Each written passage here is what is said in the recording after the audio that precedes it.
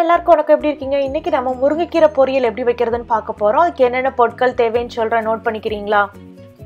இங்கே நான் ஒரு பெரிய கட்டு முருங்கைக்கீரையை நல்லா கழுவிட்டு இலையெல்லாம் தனியாக எடுத்து நல்லா 2-3 தண்ணியில் கழுவிட்டு எடுத்து வச்சுருக்கேன்.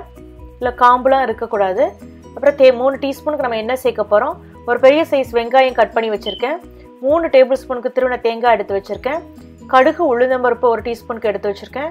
ஜீரகம் 1 டீஸ்பூனுக்கு எடுத்திருக்கேன். 4 வெள்ளைப்பூடு பல்ல கட் பண்ணி வச்சுருக்கேன்.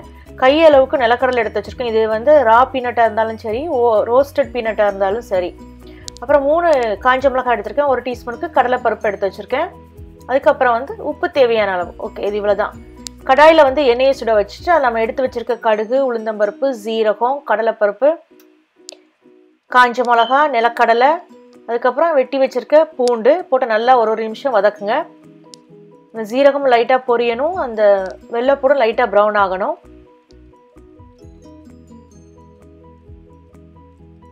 இப்போ நம்ம வெட்டி வச்சுருக்க வெங்காயத்தை சேர்த்துடலாம். வெங்காயத்தை சேர்த்து நல்லா ஓரளவு டிரான்ஸ்பரண்ட் ஆகிறவெல்லாம் வதக்குங்க. இப்போ வெங்காயம் நல்லா வதங்கிடுச்சு. நம்ம எடுத்து வச்சுருக்க கீரையை சேர்க்கலாம். கீரை முதல்ல சேர்க்கும் போது பேன் நிறைய இருக்கிற மாதிரி இருக்கும். அப்புறம் வதக்க வதக்க அது சுருங்கி அப்படியே தண்ணி வெளியே விட்டு நல்லா வதங்கி வரும் நமக்கு.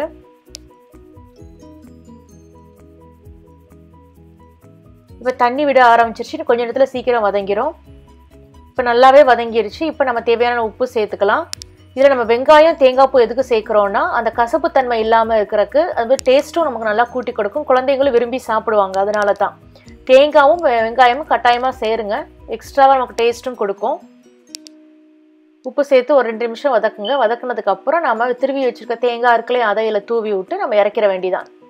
தேங்காய் வச்சு நல்லா மிக்ஸ் பண்ணதுக்கப்புறம் நீங்கள் அடுப்பை ஆஃப் பண்ணிவிட்டு சர்வ் பண்ண ஆரம்பிச்சிடலாம்.